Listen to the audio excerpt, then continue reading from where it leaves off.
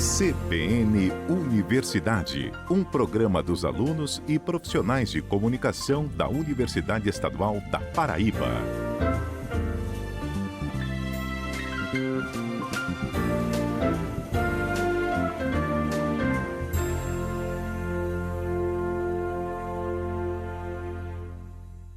Oi pessoal, estamos no ar com o CBN Universidade deste sábado e a apresentação é comigo, Natasha Leone.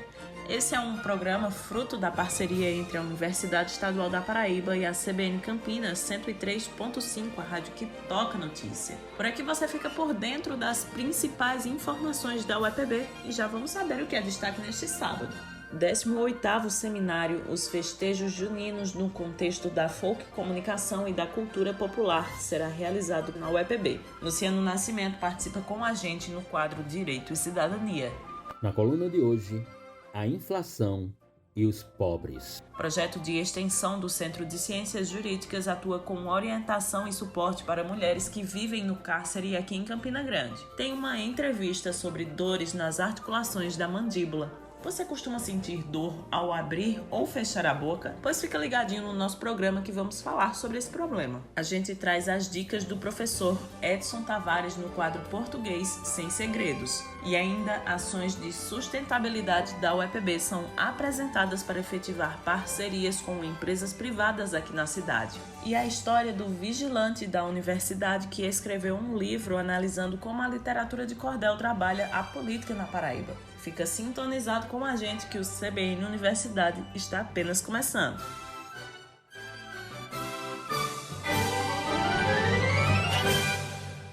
Apresentação: Natasha Leone. E a gente já inicia falando sobre a 18ª edição do seminário Os Festejos Juninos no contexto da folk comunicação e da cultura popular, que deve ser realizado remotamente no período de 6 a 8 de julho. Promovido pelo Departamento de Comunicação, a programação conta com mesas redondas, grupos de trabalho, oficinas, lançamentos de livros, exposições fotográficas, mostras audiovisuais e shows artísticos culturais. A ideia é contemplar o máximo da diversidade das expressões culturais do povo brasileiro. Estudantes, professores, profissionais, agentes culturais e profissionais de outras áreas podem participar. As inscrições são gratuitas. Na próxima semana vamos trazer mais informações sobre o evento em uma entrevista com o professor Luiz Custódio, coordenador do seminário de folk comunicação. Agora a gente se liga na participação de Luciano Nascimento aqui no CBN Universidade. Direito e Cidadania, com Luciano Nascimento. Bem, ouvintes, o tema de hoje é de extrema relevância para todos nós, independentemente de classe social, independentemente de condição econômica. Ele é relevante para toda a população brasileira, embora ele atinja os menos favorecidos. Estamos falando, portanto, da inflação. Nos anos 80, a inflação no Brasil era simplesmente, e a expressão não é outra, galopante. A cada dia que o cidadão, a cidadã acordava, os preços eram outros. Nos anos 90, mais precisamente em 1994, nós tivemos a edição do Plano Real. Entre 92 e 94, tivemos, portanto, o início de uma organização de um plano econômico em que a moeda passou, inclusive, a se chamar URV, Unidade Real de Valor. E nesses anos, o IPCA, Índice de Preços ao Consumidor por Amostra, era 47,43%. No início dos anos 90, era esse o índice. Com o Plano Real, com a edição do Plano Real, a instauração do Plano Real, o IPCA desceu de 47,43% ao mês para 6,84% ao mês. No governo do então presidente Lula, de 2003 a 2011, o IPCA variou entre 5,90% e 9,32% ao mês. No governo da então presidente Dilma Rousseff, o IPCA ficou entre 8,75% e 9,32%.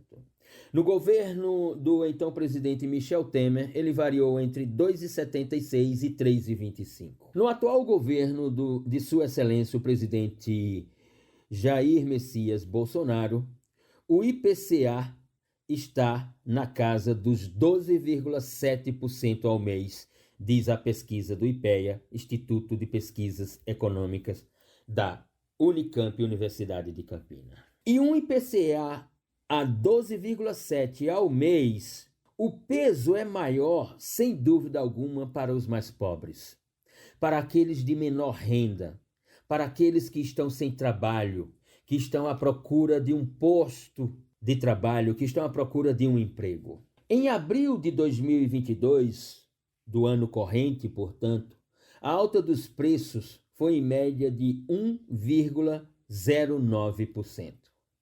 O principal fator dessa inflação galopante que retorna à realidade dos brasileiros é identificada nos alimentos. Diz a pesquisa do IPEA, na primeira metade do ano de 2022, portanto, nos primeiros 4 meses do ano de 2022, nós tivemos um reajuste em alimentos como arroz, da ordem de 2,2%, feijão, 7,1%, macarrão, 3,5%, batata, 18,3%, leite, 10,3%, frango, 2,4%, ovos, 2,2%, pão, 4,4%, óleo, 8,2%. Para as pessoas de maiores rendas na sociedade brasileira, na realidade econômica brasileira, o que pesou mais foram os transportes. Passagem aérea na ordem de 9,5%. Gasolina na ordem de 2,5%. Etanol na ordem de 8,4%. Diesel na ordem de 4,5%. O acúmulo nos 12 meses, ou seja, o impacto desses reajustes, o impacto de toda essa cadeia de alimentos em reajuste, o acúmulo em 12 meses significa, para as pessoas de baixa renda, não uma inflação de 12,43%. O IPEA diz que para os de menores renda na sociedade brasileira, o impacto é da ordem de 17,6%. Enquanto para as classes mais altas, as classes abastadas, o impacto é de 10,8%. Ou seja, os pobres sempre pagam a conta no valor maior. O impacto dessa inflação, e volto a repetir a expressão, dessa inflação galopante, se dá exatamente em itens que não podem ser nominados, conceituados, definidos por outra palavra do que essa expressão. São itens de sobrevivência das pessoas comuns, das pessoas que tocam a vida à luz da luta por romper as barreiras e as dificuldades do dia a dia. O impacto da inflação se dá, portanto, na vida dessas pessoas no que é de mais essencial à sua sobrevivência, em alimentos como feijão, arroz, macarrão, leite, frango, pão e ovos. Ou seja, essa inflação galopante que nós havíamos pensado que tínhamos nos livrado dela, definitivamente volta a bater a porta e a bater com força a porta dos mais pobres na sociedade brasileira. Obrigada, professor Luciano, e até o próximo sábado. E estão abertas até o dia 30 deste mês as inscrições para graduação de licenciatura em Geografia, licenciatura em História e licenciatura em Letras Português e Espanhol, sendo dupla habilitação. Todas na modalidade ensino à distância pela UEPB. Quem tem mais informações sobre esse processo é a professora Vaneide Lima, pró-reitora de Ensino, Técnico e Educação à Distância. A Pró-Reitoria de Ensino Médio e Técnico e Educação à Distância da UEPB está com inscrições abertas para o processo seletivo das licenciaturas em Geografia, História e Letras Português e Espanhol. As inscrições se estendem até 30 de junho e são feitas no site da CPCom. O certame contempla, além da ampla concorrência, as cotas raciais e sociais. E o valor das inscrições é de R$ 70. As provas serão realizadas no Campus 1 da Universidade Estadual da Paraíba, no dia 24 de julho deste ano. Obrigada, professora. De acordo com a ProEAD, os candidatos serão avaliados a partir de prova escrita objetiva. O edital completo está no site da universidade. É hora da nossa primeira pausa neste sábado. No outro bloco, a gente fala sobre o Projeto Liberta, que apresenta informações sobre direito previdenciário para mulheres que estão em situação de cárcere. E ainda tem dica de português com o Edson Tavares. CBN Universidade, na CBN Campina Grande. CBN Universidade de volta, e já para falar sobre um projeto de extensão que vem sendo desenvolvido por professores e alunos do Centro de Ciências Jurídicas da UEPB, aqui em Campina Grande. É o projeto Liberta, que leva conhecimento sobre o direito para mulheres que vivem no cárcere. A reportagem é da Beatriz Romão. De acordo com dados do Levantamento Nacional de Informações Penitenciárias, o Brasil é o 4º país que mais prende mulheres no mundo. A maioria das encarceradas são mulheres jovens, entre 18 e 29 anos, autodeclaradas pretas, e boa parte dos motivos das prisões estão relacionados ao envolvimento com o tráfico de drogas. Um projeto de extensão realizado por alunas do curso de Direito da Universidade Estadual da Paraíba busca promover a discussão sobre o encarceramento feminino, pensando principalmente em promover a conscientização sobre noções básicas de direito como meio de ressocialização das mulheres em cárcere privado. Carol Cavalcante é aluna extensionista e fala um pouco mais sobre o projeto. Esse projeto de extensão está contribuindo de forma bastante contundente para a nossa formação.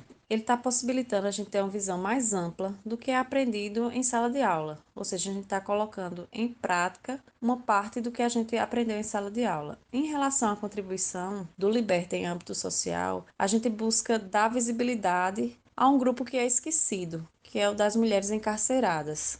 É um grupo que sofre bastante preconceito, que sofre com precariedade. Então, o Liberta ele busca maneiras de melhorar a ressocialização desse grupo. Através das redes sociais, fazendo lives e podcasts, as integrantes do projeto apresentam temas do direito para promover o conhecimento da população e garantir acesso aos direitos básicos para todos. Os principais direitos abordados é o acesso à saúde, que vai da saúde mental até o acesso a itens de higiene básicos. O acesso à educação e também o acesso à qualificação, porque acreditamos que sejam os 3 principais pilares para a ressocialização desse grupo, a reinserção desse grupo na sociedade. O sistema prisional brasileiro é estruturado em uma base voltada para o masculino. Dessa forma, muitas necessidades femininas são negligenciadas no cárcere. Pensando nisso, o projeto realizou recentemente uma ação junto ao Centro Acadêmico Sobral Pinto, do Centro de Ciências Jurídicas da UEPB. Foi um trote solidário para a arrecadação de itens de higiene pessoal, como absorvente, sabonete, escova de dente, tudo voltado para as mulheres que se encontram em situação de cárcere aqui em Campina Grande. A extensionista explica o motivo dessa ação. Porque essas mulheres elas sofrem muito com o abandono familiar. E geralmente são as famílias que suprem essa necessidade básica. Então, por isso que foi feita essa arrecadação, para garantir um acesso minimamente digno a essas pessoas. Beatriz Romão, para o CBN Universidade. Obrigada, Beatriz. E a gente sai dos ensinamentos sobre direito penal para aprender sobre português. A participação deste sábado é com o Edson Tavares. Vamos ouvir o nosso quadro.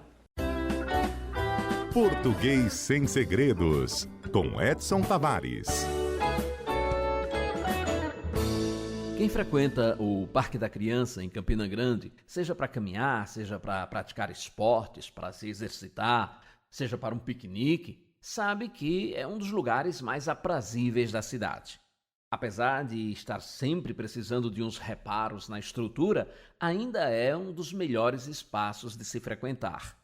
E, como em todo lugar, existem regras a serem observadas pelos visitantes.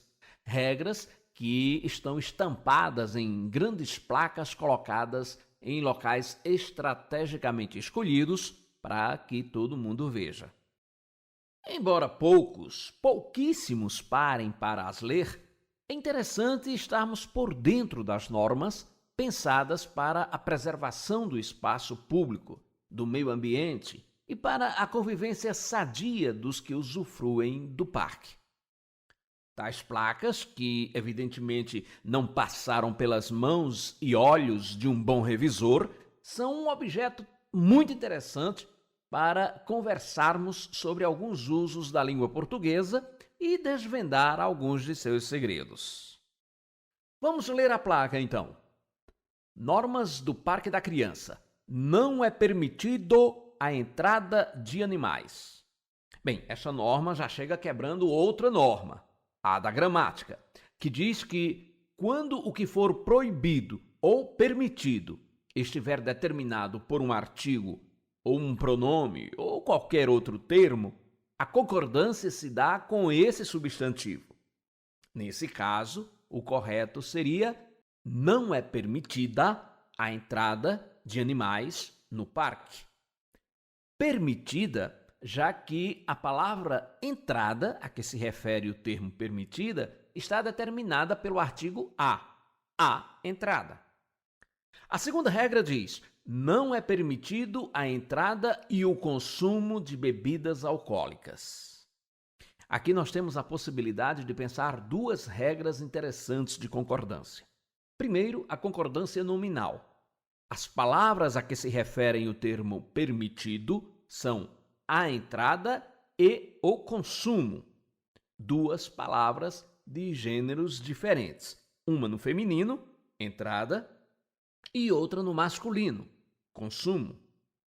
Diz a gramática, ainda, que, neste caso, os termos que se referem a elas vão para o masculino plural. Portanto, o correto seria permitidos a entrada e o consumo. Embora, como nos ensina o Evanildo Bechara, exista a possibilidade, menos usada, de fazer concordar com o mais próximo. Aí, nesse caso, ficaria permitida a entrada e o consumo. A segunda regra de concordância tem a ver com o plural. Entrada e consumo são dois termos, levam, portanto, o verbo para o plural. A redação da regra, adequada às gramaticais, seria então: não são permitidos a entrada e o consumo de bebidas alcoólicas. A próxima regra mantém o mesmo problema de concordância da primeira. E procurando justificar-se, termina ficando dúbia, ou seja, com duas interpretações possíveis, e também redundante, além de conter um deslize estilístico. Vamos a ela. Não é permitido a entrada de adultos com bicicletas. Já vimos que o correto é: não é permitida a entrada. Em seguida, em letras menores, vem uma exceção a essa regra. Só será permitido a entrada de crianças com bicicletas infantis, aro 12. Veja que se repete o erro do só será permitido a entrada, mas o que vem em seguida é redundante e dúbio. Só será permitida a entrada de crianças com bicicletas infantis. Temos aqui duas interpretações possíveis e, por isso, a mensagem é dúbia. Eu posso entender que só será permitida a entrada de crianças com bicicletas, isto é, se o menino ou a menina estiverem sem bicicleta, não entram, e naturalmente não seria esta a interpretação desejada por quem elaborou a regra. E a segunda interpretação é somente ser permitida a entrada de bicicletas pilotadas por crianças. Mas crianças com bicicletas infantis é uma redundância, já que ficaria estranho criança com uma bicicleta que não fosse infantil. Esse termo infantil está repetindo o sentido de criança, por isso é redundante. E, finalmente, uma falha estilística, que não se constitui exatamente um erro, mas foge ao padrão formal. É a utilização de tempos verbais diferentes. A regra começa dizendo que não é permitido, é presente, e na explicação diz que só será permitido, será é futuro. O ideal seria manter o mesmo tempo verbal. As demais regras repetem o não é permitido, todas elas. Mas repare só como isso se dá. Não é permitido skates e patins na pista de caminhada. Não é permitido adultos nos brinquedos. Não é permitido correr e jogar em cima da grama. Não é permitido soltar pipas. Não é permitido fazer churrasco dentro do parque. Aqui está a explicação de por que as primeiras regras estão grafadas incorretamente. Aqui nós aceitamos não é permitido. Por quê? Porque todos os objetos a que se referem à proibição estão indeterminados, ou seja, não tem artigo ou pronome determinando-o. Veja, não é permitido skates e patins, não é permitido adultos nos brinquedos. E os demais são verbos. Não é permitido correr, jogar, soltar pipas e fazer churrasco. Mas, a despeito dos equívocos gramaticais, dá para entender todas as normas. E o ideal é procurar obedecer todas, certo? Certo não. Obedecer a todas. Que o verbo obedecer é transitivo indireto, regido pela preposição a. E eu encerro a conversa por aqui, porque eu vou para o Parque da Criança curtir esta manhã. E eu volto semana que vem aqui no CBN Universidade. Tchau. Obrigada, professor Edson. E no próximo sábado tem mais Português Sem Segredos aqui no CBN Universidade. E a gente vai fazer intervalo rapidinho. Fica sintonizado com a gente que daqui a pouco estamos de volta para falar sobre dores nas articulações da mandíbula. Tem entrevista aqui no nosso programa sobre o assunto. Pois fica ligadinho na 103.5 que o nosso assunto daqui a pouco é esse. CBN Universidade, na CBN Campina Grande. Você já sentiu alguma dor na articulação ao mastigar? Ou sente a mandíbula estalar? Esses podem ser sintomas da disfunção temporomandibular. É um problema muito comum, mas nem todo mundo sabe que tem. Por causa da importância do tema na UEPB, há 18 anos existe o Programa Institucional de Extensão denominado Atenção ao Portador de Disfunção Temporomandibular e Dor Orofacial. É desenvolvido pelos departamentos de Odontologia, Fisioterapia e Psicologia. Sobre isso, a gente conversa agora com a coordenadora geral do programa, professora Ana Isabela Arruda. Professora, para a gente já ir entendendo melhor sobre o tema, o que é disfunção temporomandibular? A articulação temporomandibular é uma das articulações mais complexas do corpo humano, sendo responsável pelo movimento de abrir e fechar a boca. Para localizá-la, posicione seu dedo logo em frente às orelhas. Abra e feche a boca e você sentirá essas articulações. Quando algum tipo de anormalidade nesta articulação e ou dos músculos responsáveis pela mastigação, verifica-se a presença de uma disfunção temporomandibular. Os principais sintomas dessa alteração são dores de cabeça, na região da testa, fundo de olho, nas têmporas, dores e ou zumbidos no ouvido, dificuldades para mastigar, principalmente alimentos duros e pegajosos. Dores durante a mastigação, presença também de ruídos articulares ao abrir e ou fechar a boca, assim como a sensação de travamento da mandíbula. Como funciona o programa de extensão Atenção ao Portador de Disfunção Temporomandibular e Dor Orofacial?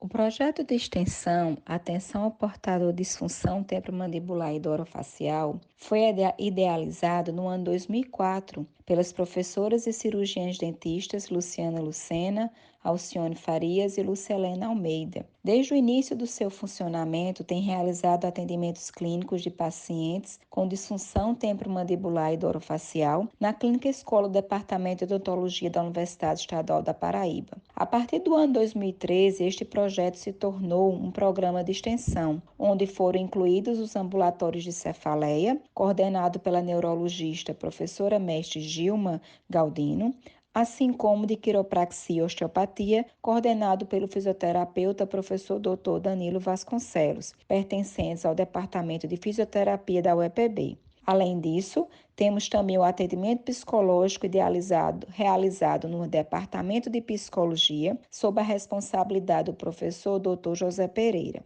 Com a pandemia, nosso programa precisou se reinventar, em virtude da suspensão dos atendimentos, reforma nas clínicas do Departamento de Odontologia e demandas da graduação. O projeto vinculado à evidência científica no contexto da DTM do orofacial, coordenado pela professora doutora Renata Soares, passou a atuar nas redes sociais através do Instagram, extensão do UEPB, divulgando flashcards informativos e cartilha sobre esta temática para a comunidade acadêmica e o público em geral, realizando webinários mensais com palestrantes que são referências no país, promovendo aula de capacitação dos discentes de odontologia, fisioterapia e psicologia, participantes do programa. Há uma perspectiva para a retomada dos atendimentos para o segundo semestre de 2022. Quais são as principais ações do programa? No âmbito do sistema educacional remoto, o programa de extensão passou a atuar através de uma sala de aula virtual, seguindo um cronograma de várias aulas com temas diversificados.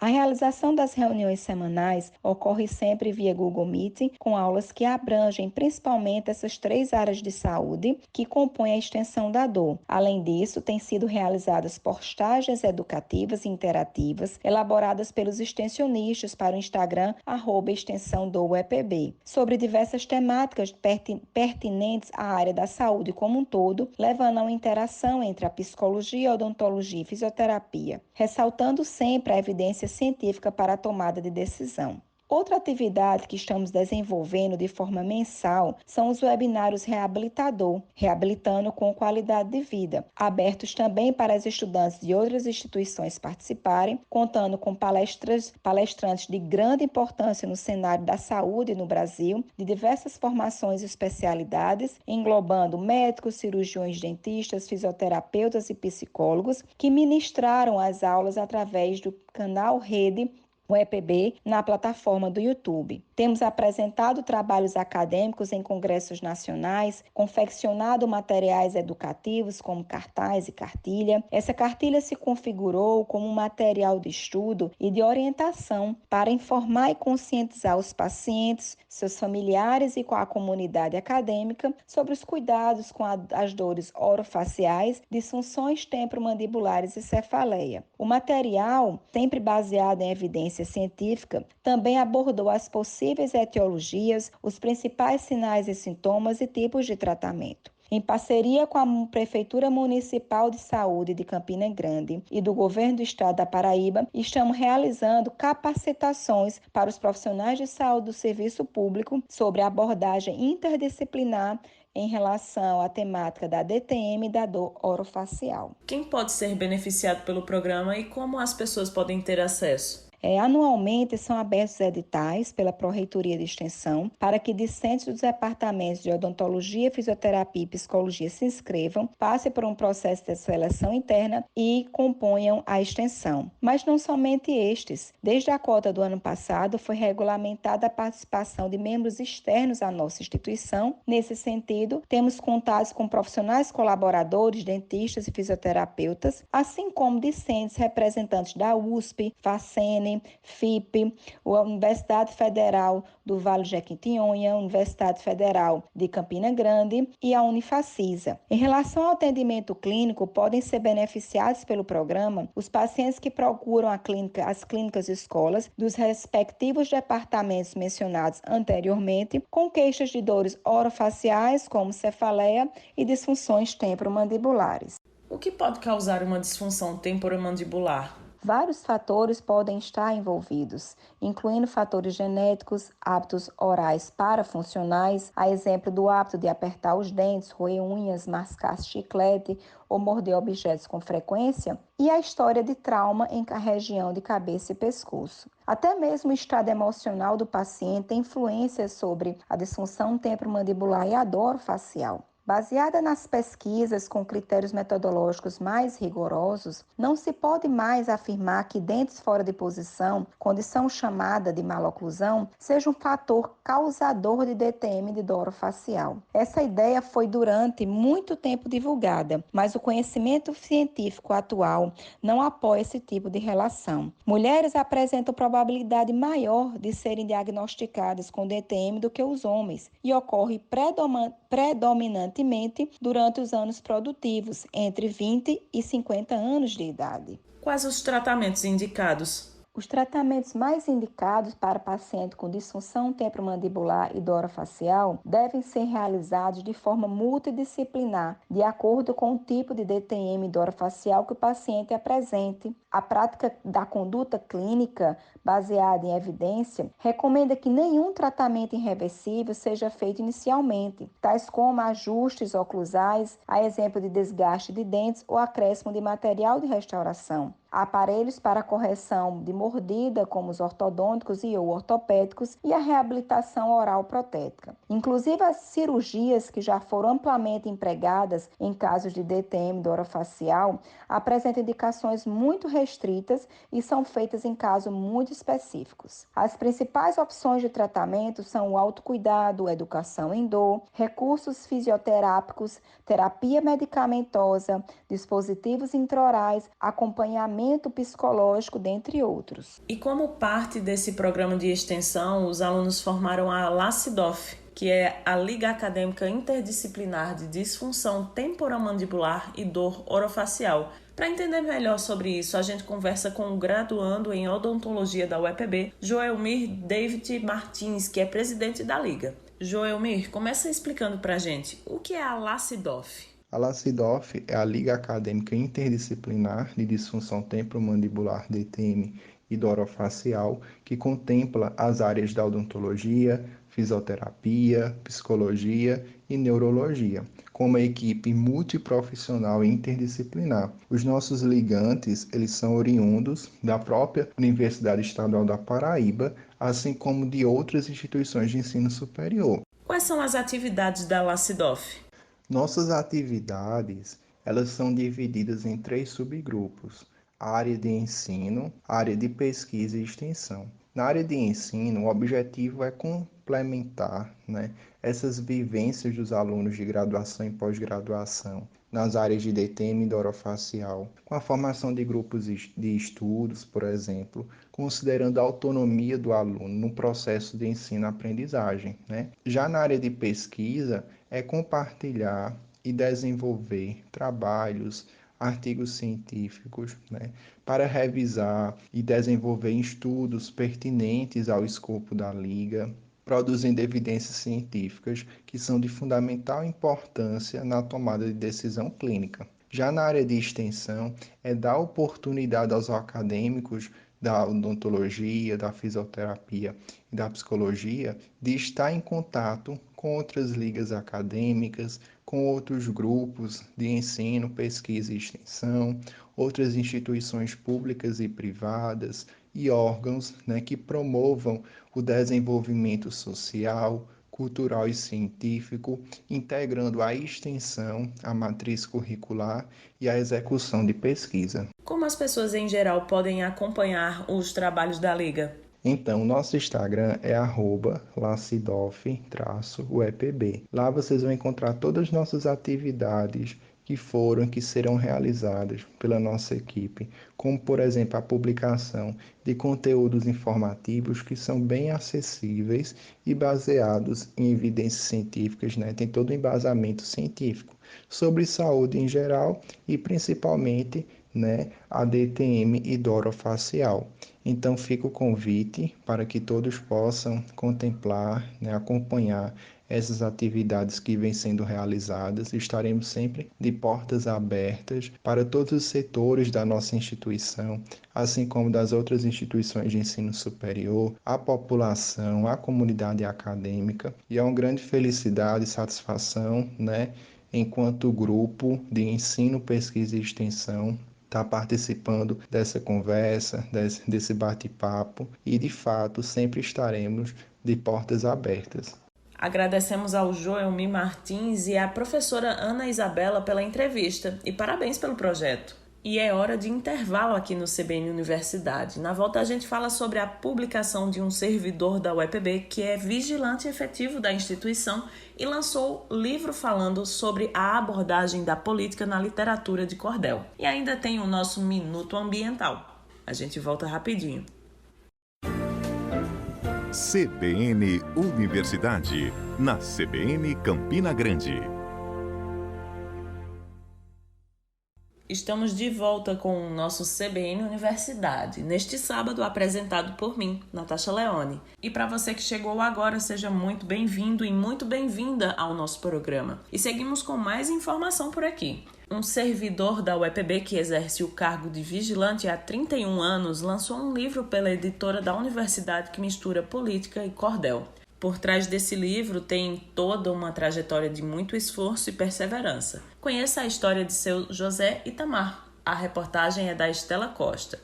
A vida de seu Itamar nunca foi fácil. Logo cedo começou a trabalhar, já foi lavador de carros, engraxate, vendedor, jardineiro e feirante. Entrou no exército e só depois teve seu primeiro emprego de carteira assinada. Logo em seguida, mesmo com limitações para o estudo, foi aprovado num concurso para vigilante da UEPB. Foi aí que ele conseguiu fazer um curso superior.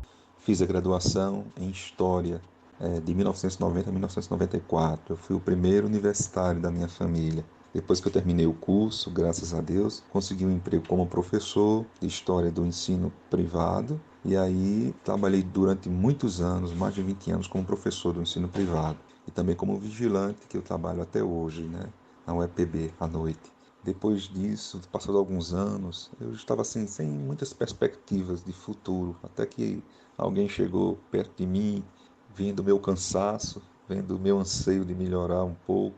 Meu cunhado chegou e disse: olha, por que você não tenta fazer um MBA, uma especialização, um mestrado, alguma coisa assim? Eu disse: rapaz, você acha que eu consigo? E ele conseguiu. Terminou o MBA na área de administração pela UEPB e não parou por aí. Tentou uma primeira seleção de mestrado e não passou, mas continuou tentando. Eu tentei o mestrado em literatura e interculturalidade na UEPB, que não era minha área. Eu tinha que ler muita teoria literária, muita coisa que não era minha área, mas eu consegui ser aprovado. E aí eu cursei o mestrado, eu me tornei mestre em literatura e interculturalidade, e o título da minha dissertação foi a representação da sogra na obra do poeta Leandro Gomes de Barros, que, graças a Deus, eu consegui transformar em livro e publicar pela editora da Universidade Estadual da Paraíba, do EPB. Depois desse primeiro livro, ele subiu mais um degrau, o doutorado. Foram 5 etapas, muito concorrido, mas graças a Deus e ao meu esforço, porque eu trabalhava à noite e de dia ensinando e à noite como vigilante. E eu não posso esquecer de registrar que sempre os lugares onde eu passei na UEPB à noite, a partir de serviço social, com a professora Tereza Carla, me estimulou bastante a estudar e me concedeu o direito de, à noite, até para me manter acordado, eu poder ter acesso à sala de informática, às bibliotecas, para estudar. Isso me ajudou bastante, me incentivou bastante. Fiz a seleção de doutorado, passei no doutorado e cursei os 5 anos de doutorado, e o resultado foi a minha tese aprovada com distinção. A tese ele transformou em livro, com o título Cultura Política do Brasil, dos Cacarecos ao Xeleléu. Publicada pela EduEPB, a obra mostra como a política é retratada na literatura de cordel. Foi uma pesquisa, posso dizer, profunda. Foram mais de 1000 folhetos catalogados, eu li esses folhetos para traçar um perfil característico do que vinha a ser a cultura política brasileira. E a gente foi construindo, com as teorias que nós tínhamos acesso, essas características da cultura política do Brasil. Não se tinha assim, algo relacionado à cultura política do Brasil, no que diz respeito às características dos eleitores dos políticos do Brasil, à luz da cultura popular. Então eu creio que essa vem a ser a minha grande contribuição. Depois desse segundo livro publicado, será que José Itamar pensa em parar por aí? Meus planos para o futuro é seguir estudando, escrevendo, quem sabe, mais algum livro, tentando também contribuir com a sociedade, com o conhecimento que obtive nesses anos que estive estudando em universidades públicas, né? Então eu me sinto na obrigação de aquilo que eu pesquisei, aquilo que eu produzi em termos de pesquisa, que seja compartilhado com as pessoas. Mas eu tenho sonhos também de, quem sabe, um dia ser professor da UEPB. Sonhar não custa nada. e a gente não perde nada por tentar.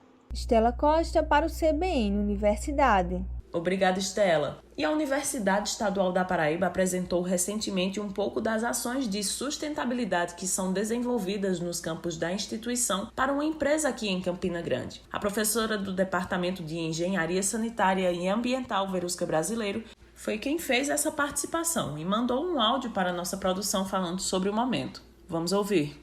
Nós estivemos, a convite da Alpargatas, participando do primeiro encontro de sustentabilidade e inovação. E estava presente diversas empresas de grande porte no nosso país, como também várias multinacionais, cada um apresentando sua gestão de sustentabilidade, e que é um desafio para todos nós e necessário, né? A gente, todas as instituições, públicas ou privadas, precisam ter essa preocupação com o meio ambiente. Isso deixa muito claro diante das catástrofes naturais que estamos vivendo, justamente devido à questão das mudanças climáticas.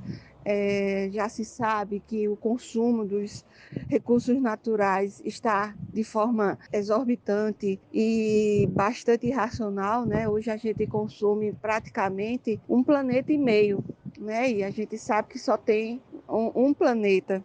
E como é que a gente vai repor esse excesso que a gente está consumindo? Na verdade, a gente está consumindo acima da capacidade de renovação da Terra. Isso acaba prejudicando não só as futuras gerações, mas nós que estamos hoje passando por essa exploração desenfreada. Então, é uma preocupação de todos implantar uma gestão, mas não só ligada à questão ambiental, mas socioambiental. Eu vi a diretora de gestão de sustentabilidade da Alpargatas, ela falou, hoje não é o tempo da preocupação apenas com o financeiro. Se não nos depararmos com as questões socioambientais, o financeiro não vai crescer. E isso é uma realidade em todas as empresas e fiquei extremamente feliz porque a gente pôde apresentar que começamos uma gestão socioambiental dentro da UEPB, né, a partir de 2021, e com a adesão à agenda da administração pública. E são muitos desafios, são muitos problemas que temos que enfrentar. Nós temos que aprimorar nossa gestão de resíduos sólidos, aprimorar nossa gestão de resíduos líquidos, melhorar a conscientização dos nossos docentes e discentes em relação ao meio ambiente, formar cidadãos mais conscientes com a preservação e o uso racional do meio ambiente, né? E foi um encontro extremamente riquíssimo, onde também pudemos fazer parcerias, mostrar as dificuldades do setor público, o quanto é difícil o setor público implementar uma gestão socioambiental. Quiçá, né, dependendo das conversações, possamos ter parcerias com o setor privado em contribuir também com a questão socioambiental, porque não tem como a gente dividir o planeta, né? Então, se uma instituição ela gera impacto ambiental, esse impacto ambiental pode prejudicar aquela que também tem uma gestão extremamente assertiva. Então, tem que ser uma gestão sustentável de forma globalizada, com todos que podem estar contribuindo para a melhoria do meio ambiente.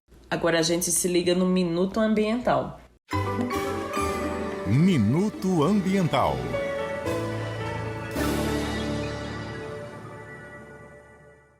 Olá, ouvintes! Estamos iniciando mais um Minuto Ambiental. Meu nome é Thaleson Selton e hoje o tema abordado será o retorno das araras azuis à Caatinga. As ararinhas azuis serão vistas novamente nos céus da Caatinga após 20 anos de extinção. No total, 22 aves foram soltas em Curaçá, na Bahia, no dia 11 de junho. A espécie foi vista pela última vez na natureza em meados da década de 1990, onde foi declarada extinta pelo Departamento do Meio Ambiente. A população de aves diminuiu significativamente devido ao comércio ilegal e degradação ambiental. Este processo de soltura representa a esperança para o ecossistema.